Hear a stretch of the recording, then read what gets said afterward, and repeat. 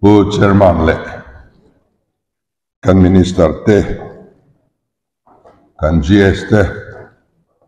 le kan lungrual pui zong te lom na chibai ke le kan sung ko ayo in kabuk chewa ei sarkar thar adin nuwa kan zin masak na per ania voin hi nilomom dangdai tak riat rentur ania kan program hi atoi sia elaya zanria te lo bo sai bok sia kan mu kang reng le maya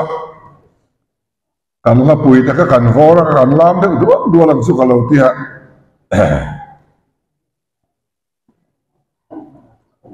kan zonu tam te phejon a hriom om oi chen nui lo han om chu ka tia kan hrem chu ni de wa tin ka sia hoin chu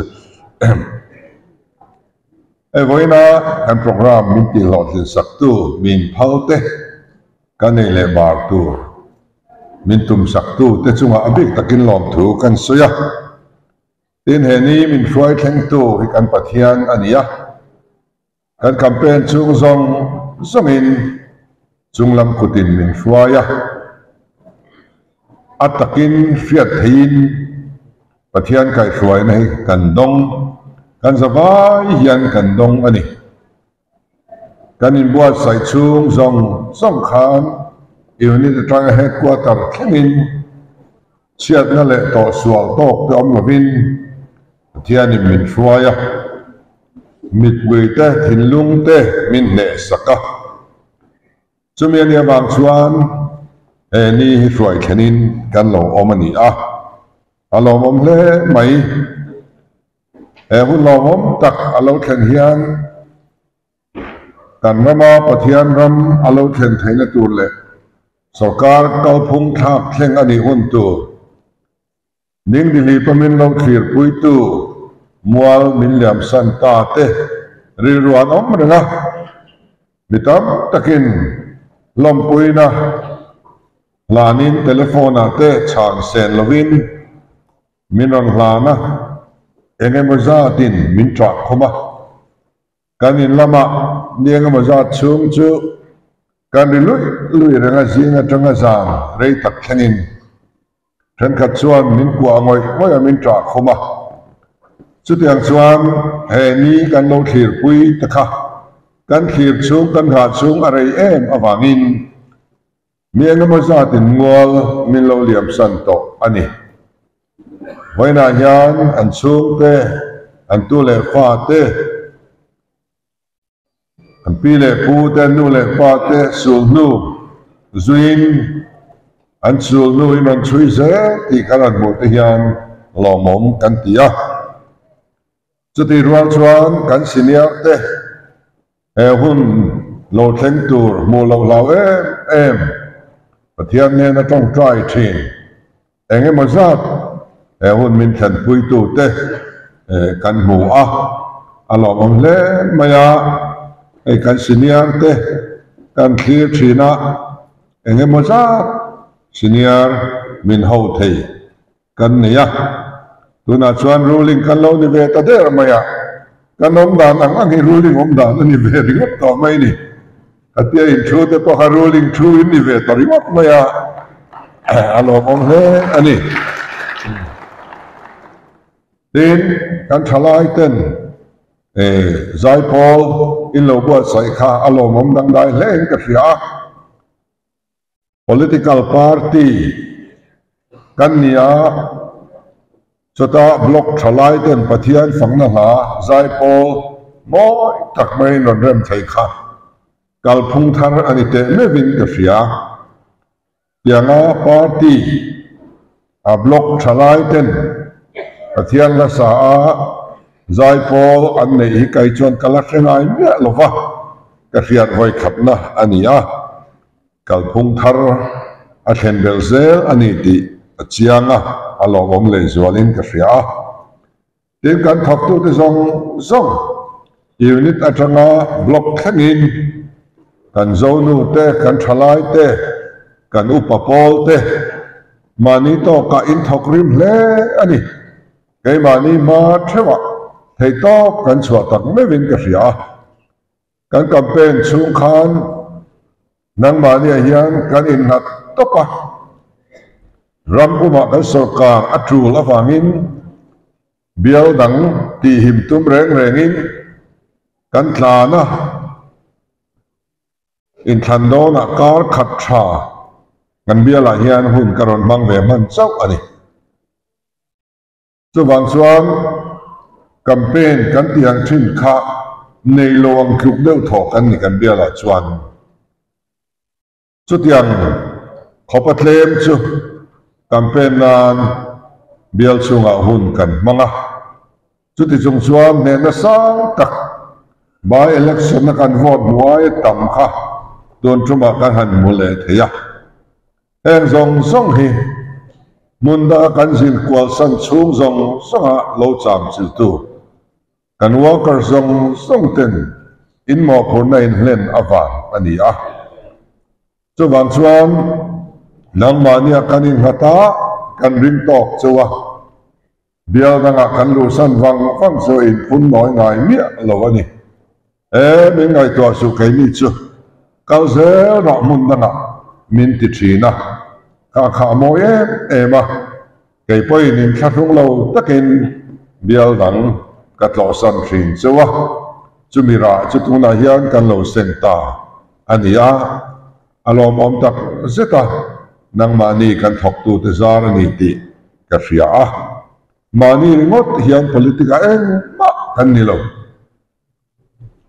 mani ringot chuan ho tak kan ni eng ma ti thei po kan nei lo kan tho ho na le kan tran rual na khamia wang chau kha ania chu ban kan party workers zong song te lom thu ka khil mol chuwa nung chang moi loi mo han khak ngai deuh emo tu ma po kanom lo hemi te unit hi chu do thuan sam lo mang o han ti dur po kanom lo mani mazon thewa khanin faklak takin kan thok rim ani dik che chuan kan thok rim tlang ani lela ma chuan kan thorim ra te po kan tingam hialin ka ringa kan activity kha keni biala mai ni lo ram puma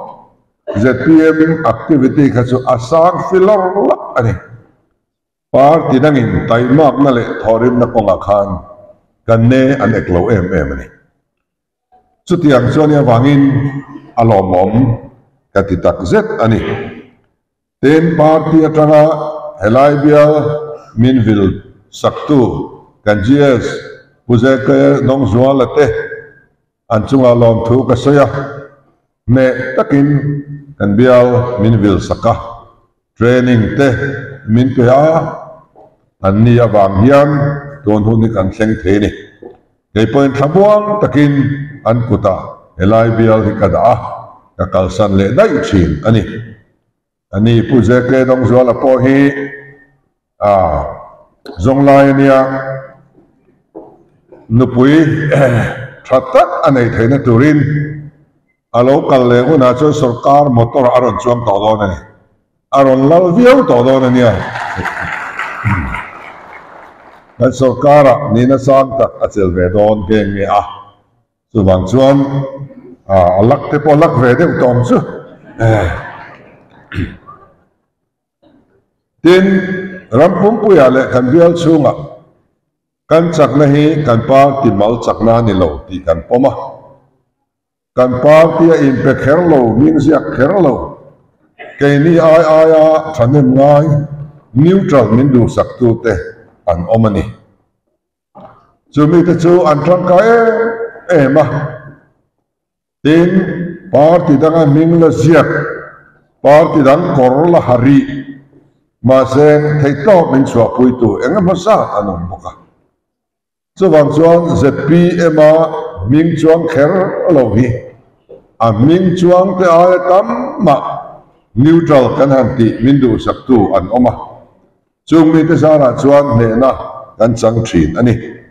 với nà bò hiền chung hậu dòng song sung hạt chuan lom thu kan soi le a hun kau ze la po neutral role te support na tel lo chuan ne na kan chang thei don lo ti kan hria a an mi troi om na te an mi fin chuan na te kan ngen zui ani tin min trong trai sak tu te an tran nem le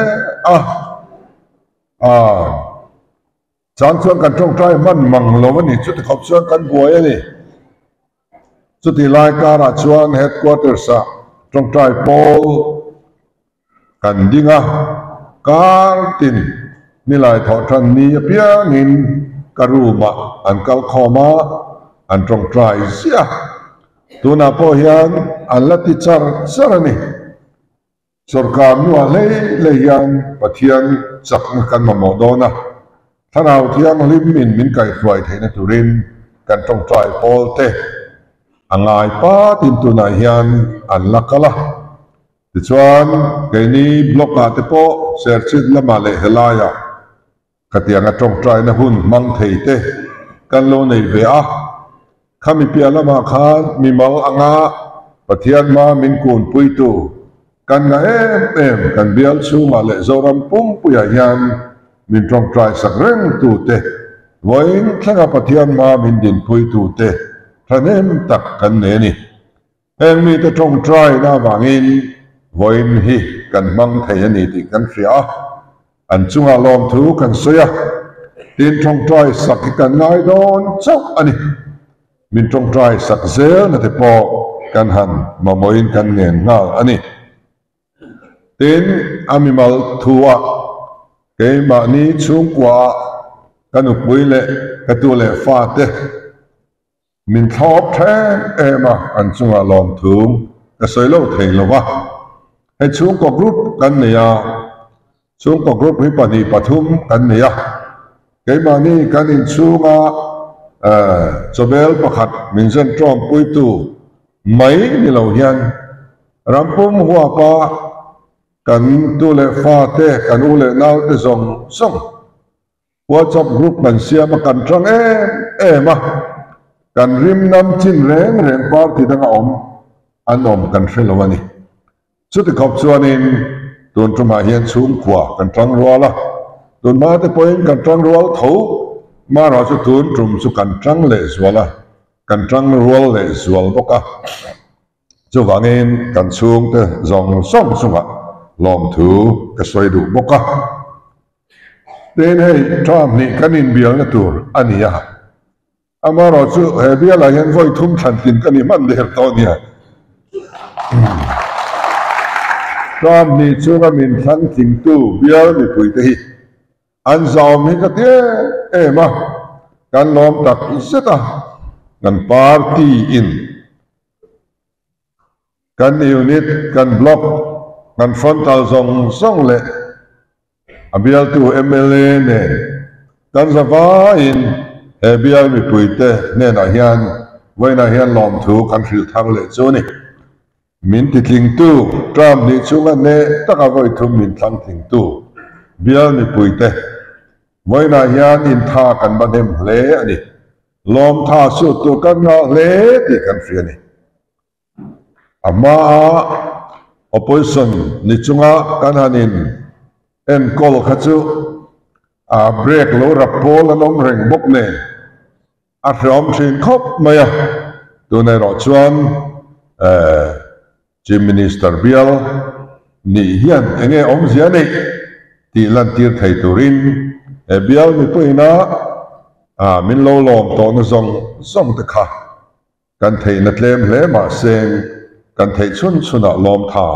sut ve turin kan in buat sai thei don ta chu bangin kan bial mi pui hrim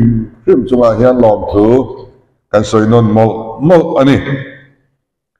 tin bial en ko na hian tho ho na apoi mo em kan village council ruai tu te kan NGO sang te le association sang te ko san por sang te chung ho nen chuan opposition ni chungin kan lo thok ho to heng Paul sang cái này hiền thầy tốt kan lo chua hova đến kan MLA fund kan nei chun tlem te po kan mang tlanga yang to kin kan in zar zama chu tiang bok chuan tram thar lo thenga hian kan khotlan hruai tu sang te ko ran hruai tu NGO le Paul sang hruai tu te ne zai khata kan luan chho le hi apoi mo em do na chu ta chuan in mi troi om na ka han ngen thar le a bial tan enge malak na tul nia kan riat eng te nge kan ngai poi mo kan ve nga hian eng hinge kan ma mo kan bial hian enge ama mo khang zong song kha thuron minon pe a tin kan kal sual tur min vel pui tu zil kan ngai po min zil ngam tu ni turin kan som bok ani tin ruling han ni hian kan party kan poi mo ta maya kan soi fo thin kan ram kong dik lo khruai tu ruling party te an ni ti kan in ril fo to thin ani ruling na tho a che thin ruling unit block VC headquarter an ho tu te an na tho a chetlang pui chu khotin deu tho min op tu an lo ni sia kong dik lo min thruai awangin kan ram hi lem le na kan tlan dual mai ruling party pathian tri khel fu tum lo khel dik tum kan ramin anei chuan chu mi ten ma an thruai chuan mi puin kan zui don ani kan ti thin kha voina chu hun chola ver chuak ta a keini ruling party hian ma kan thruai ahun ta kan unit te kan block te kan frontal ten mi pui ma in thruai anga kong dika in thruai angai don ani chu hun chu tu na hian alo thlenga kan kowa mo phun lian tak ain hat ani mi puin be se na kan laka anda sang em tu na hian ni za chu kan ti tu kan han puan mai apo emi athom hian zoram mi pui ati lima ati thamwang ani chu atak taka chanti ra thok tu tur chu keni ruling te hi kan ni a hoi malaya kan unit zinga tuai tu pani khat point diklo taka lem le tak maya thil in lo ti chuan mi pui kan ti be dong don ni voina yang mi ten kal thong thar mu anwa danglam na mu anwa sarkar thazok be sein min choi moya mun sanga min hlang ani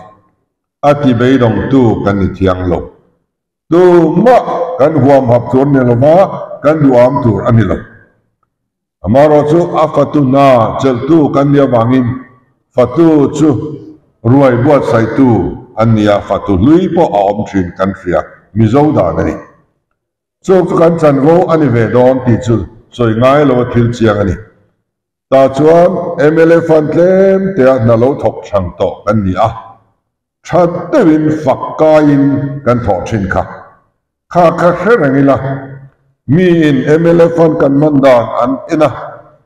sarkar huna kan sarkar lim tha tur ni nan ria chu wang chuan vote min pe ni chu tiang chia chuan kha MLA fund tlem te dik tak le tron kai ta kha mang thin tu ta kha khami te tho kha tu na hian kan ni a sarkar development sum tam zo in kuta alo lut ve tran do na dik tak le mitlung takin na kan thok turani kan na tho a che turani lo kan party kan sarkar kan timol ko tur ani lo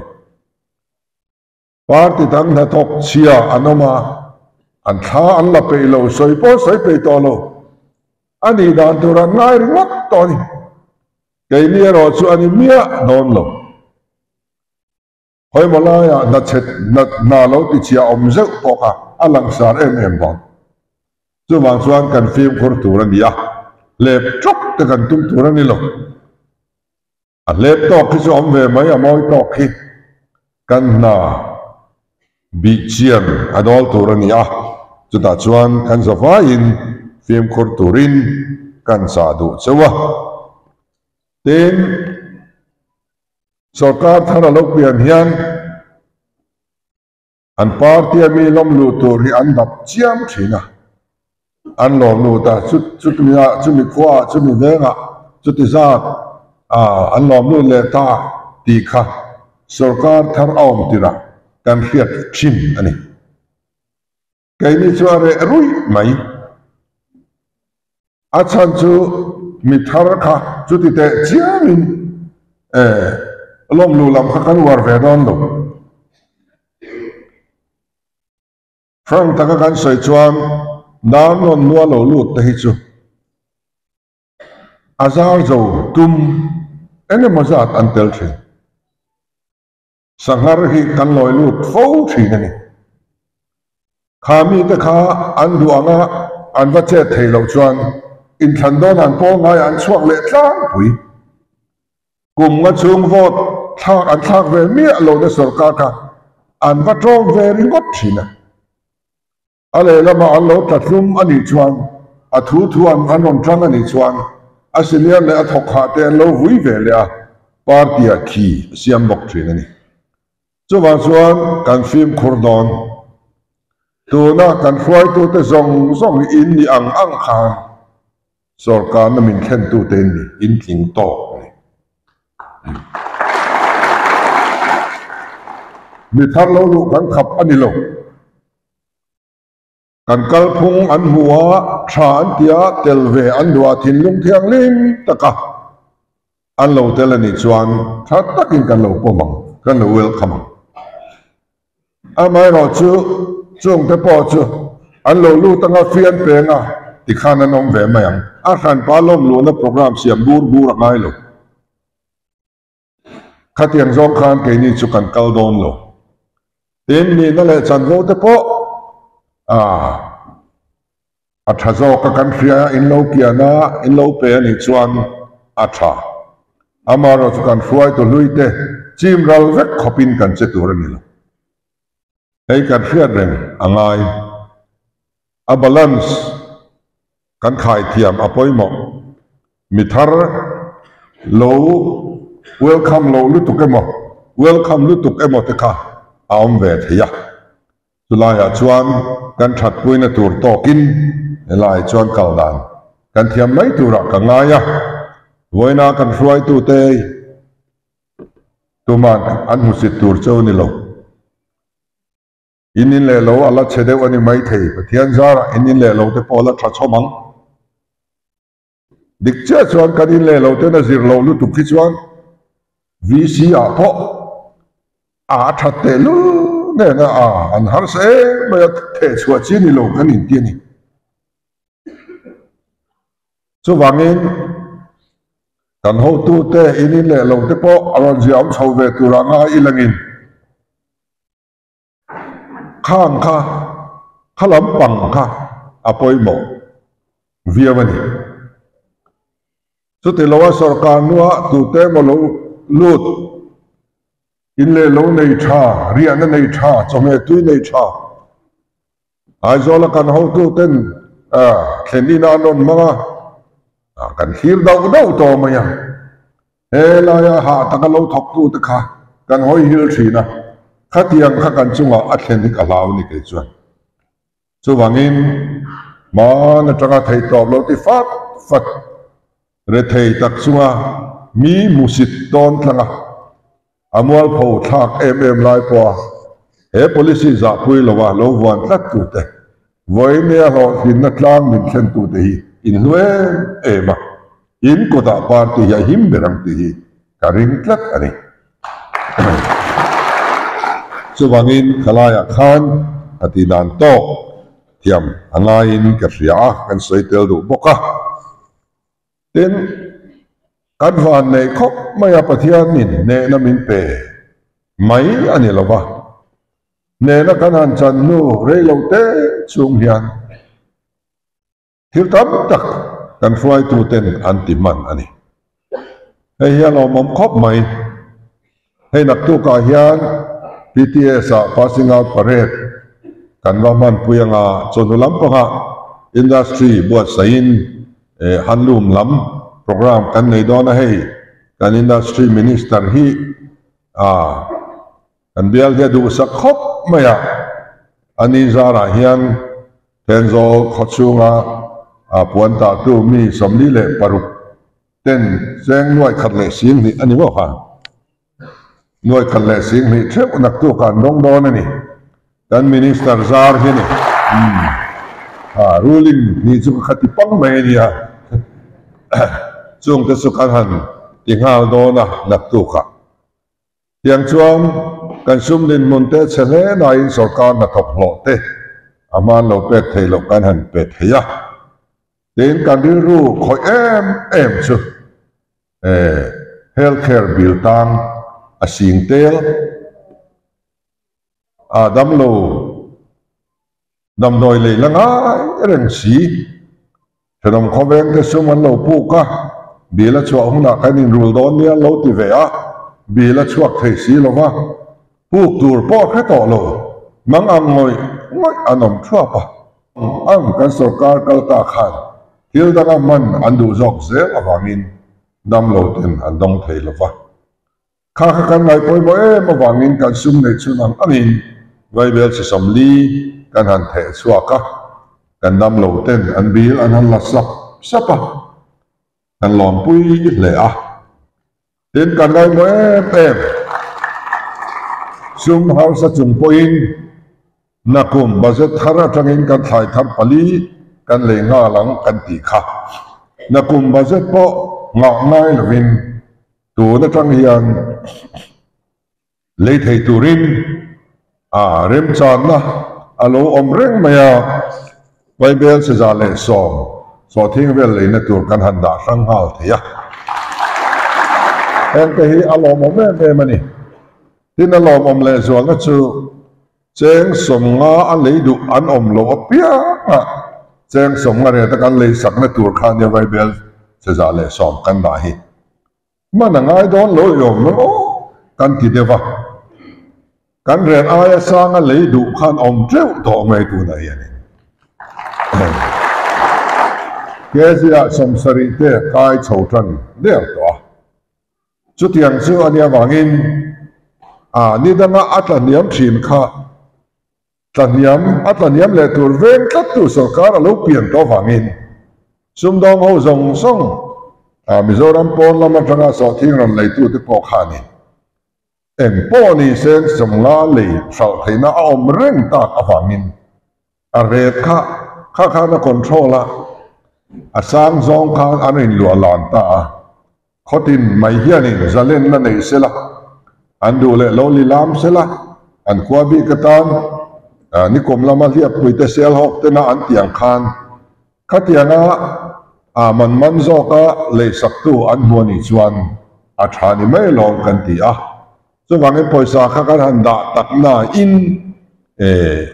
man angai don lo ang viawa mania khan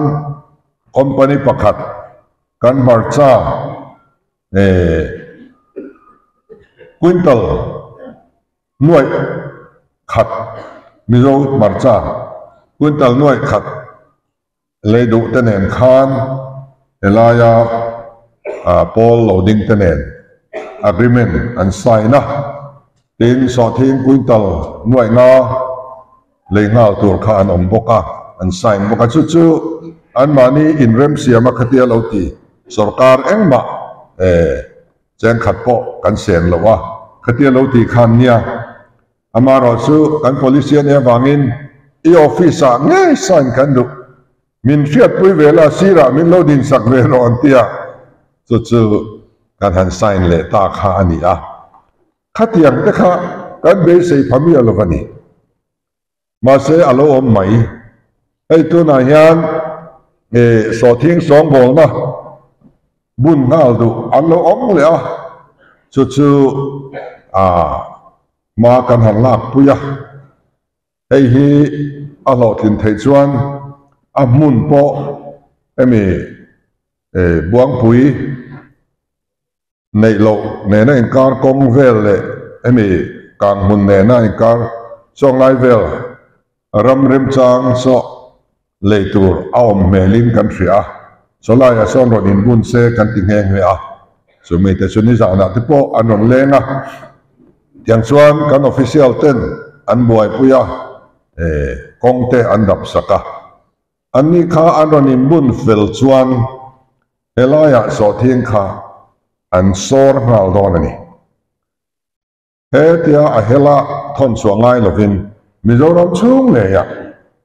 lengal thei turin a kezia somriat thi chuan kan nam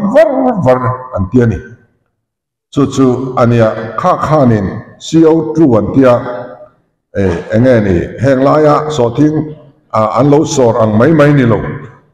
aya tha a market po chiang sa tak chu tiang chu ti so an tuma kha arang thiang pera bun chho kan tuma helai ngai vaya nge kan bial chung ngai vaya chu mi mun chu om thei tura kan ngaya ti chuan an nin chu an ti thei chuan na kum lama tang chuan zoram pon lampo dor ngai to lovin kan ram chunga kan so thing te kan thal thei mai tura kan in ngaya chung lem chan na te chu alo om se la ten ethanol an tia mau fiak iti mayang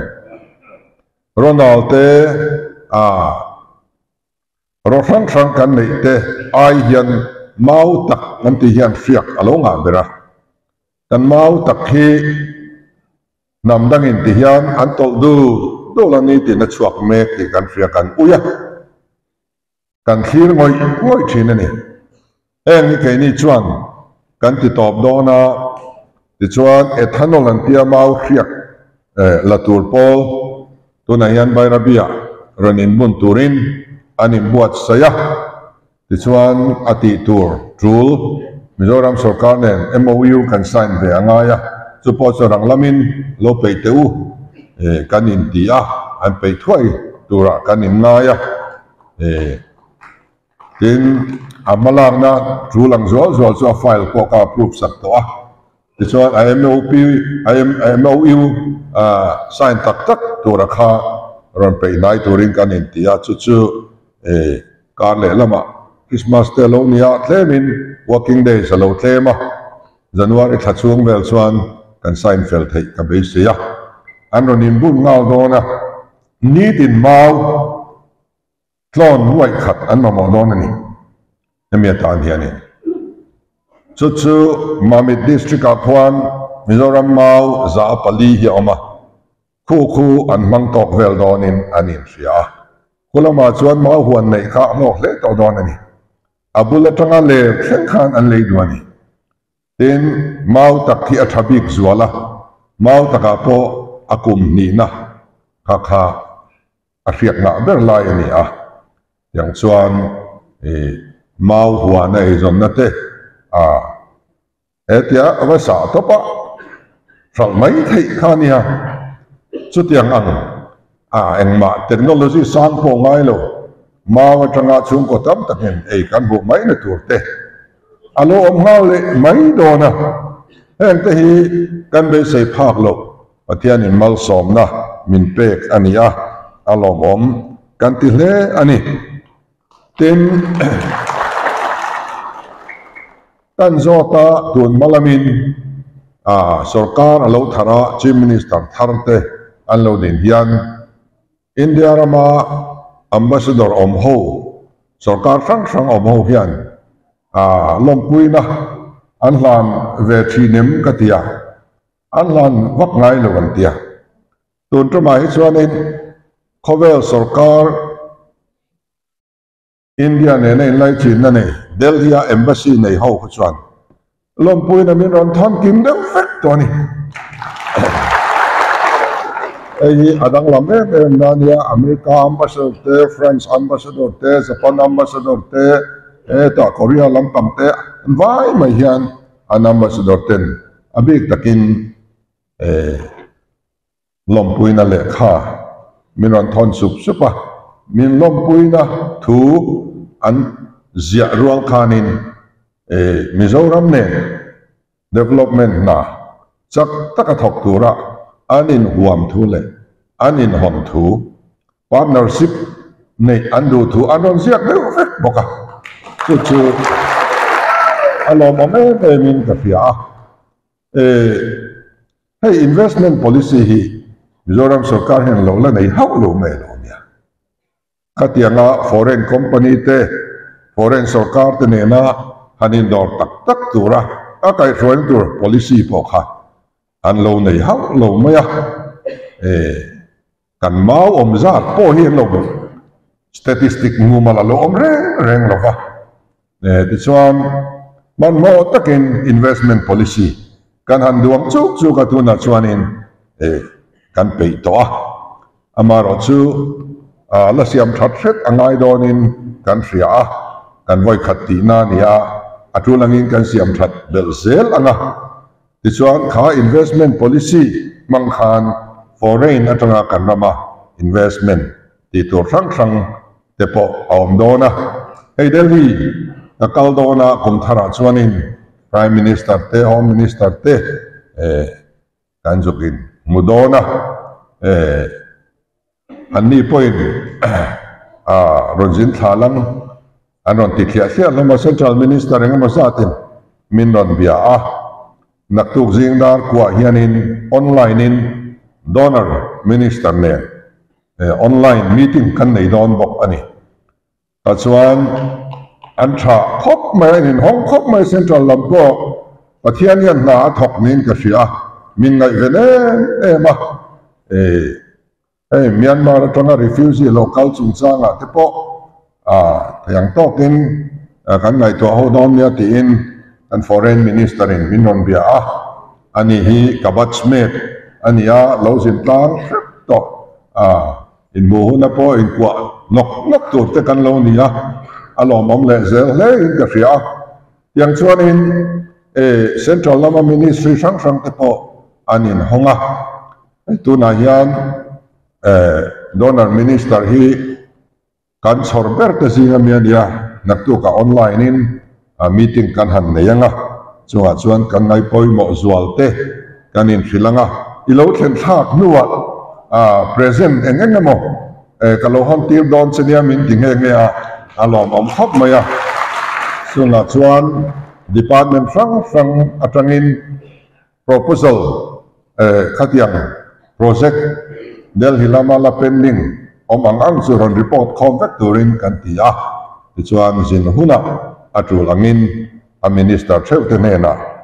thingpui in pa in chibai pa an soi pui tu rakha kan khom mek boka tiang chuan in engamo hi in mung a oma alom om viau zelin ka ria chu hei hun rei lo te chunga kan thil han ton ani amaro chu sumle pa ya hian sarkar masa atangin apuk chopa kal kan ni oi sapuk dan pa ngai budgetin a phalchin pa ngai hi chu kai ni point kan puk don thawa amaro chu khami pia lama khami na tin to lo nuwa khan ways and means tentia special ways and means tentia katiang khanin apung tam le zuala puk ang chi khami ring khan kan local rei lu tuk to chu wangin Reserve Bank of India in warning alo peto hi alo ni chu kai nin ti hian kan han la chonga chemical zela khan tu na hian kan sum din mon hi tan ni khat chunga fel mai thei ani lo wangin tun taka kan din mun hi a che em ani chu wang chuan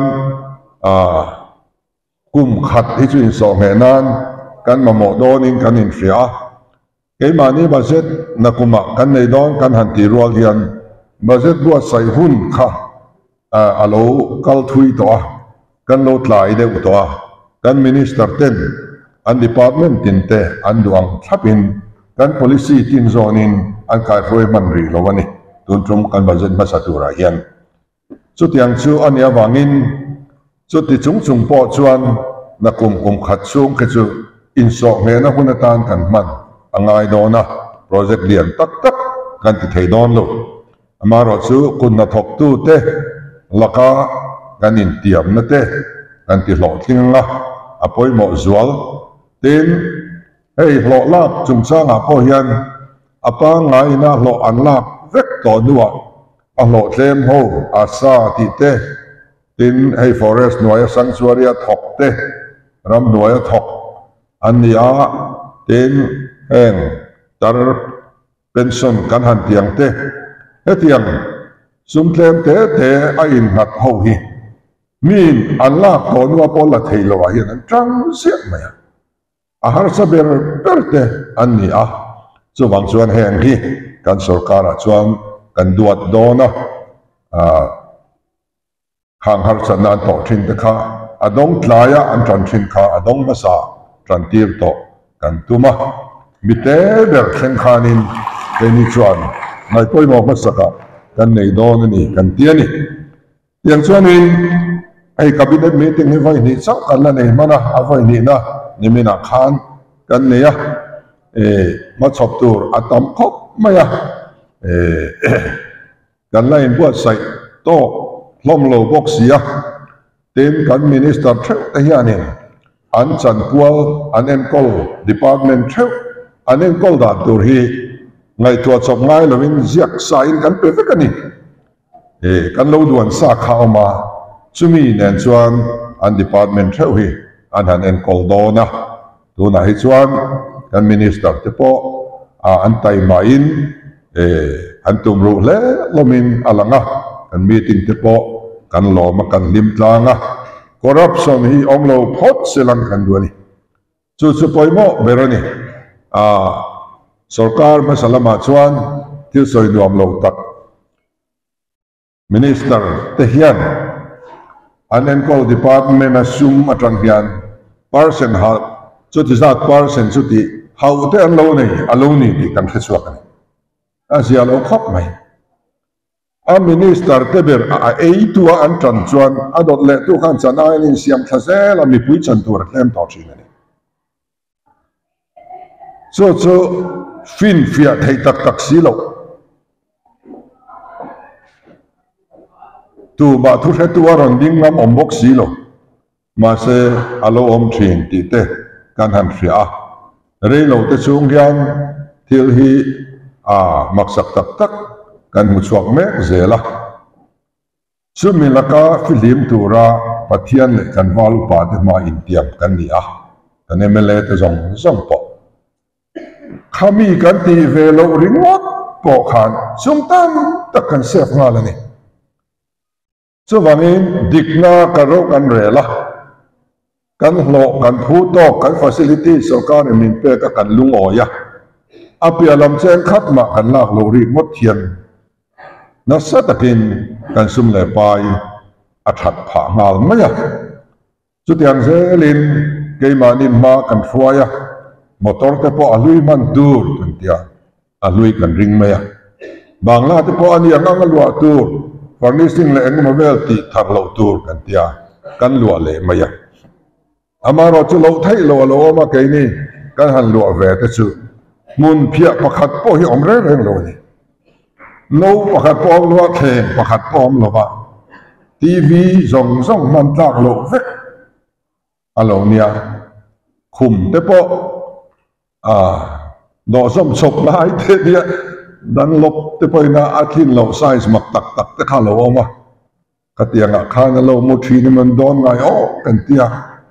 parda te po abal te wa kanan suwa atret gal maya lo moi via ba katiang vel wifi te po thon vek ania alo am reng lo va chuti vel chu kan nia lo thailo kan ti lo thailo tlabal lu tuk te alo oma chu soi nuam lo tak ania amaro chu kha kan han ti chho vel thong no han khai na tur hangar pakhat pom lo sabon sem pakhat pom lo re bucket eng ma ombok lo tui lo pakhat pom lo va khana khan alo thei lo kha chu kan han ti ve kan minister nang te hianin quarter hian la lu tam vak lo enge ni an ve hlom kala hreman nang lo va tiang te chuan ya amaro chu thuna hian kan hek sak lo ni ei voina kan local po hi alo thấy lo kan lo kala ni magistrate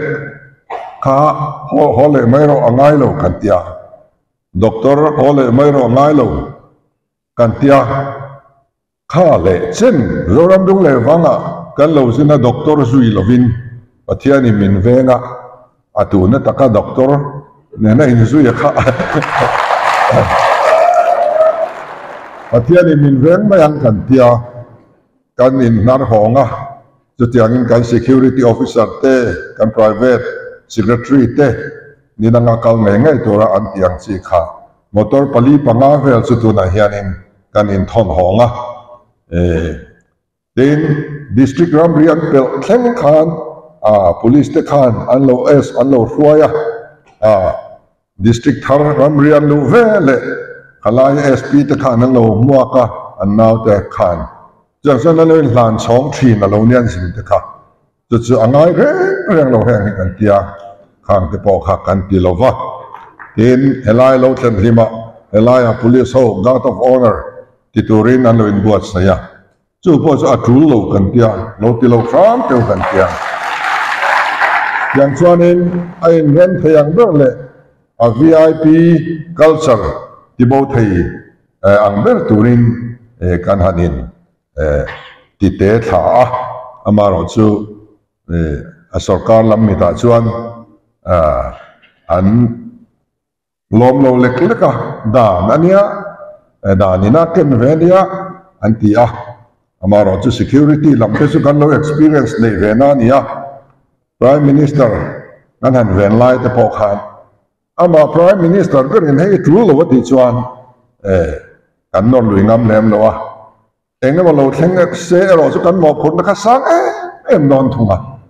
a official tan chuan kan ven vip te na sarkarina titura atiang min nar sakhan engema lo thleng se kan mo phun la sang lu tuk siani chuwang chuan a ton tonin hei experience te kan han nei chho ve thana enga hian alai tan dan tok te kan thiam chho zel tura kanin ngaya chuwang chuanin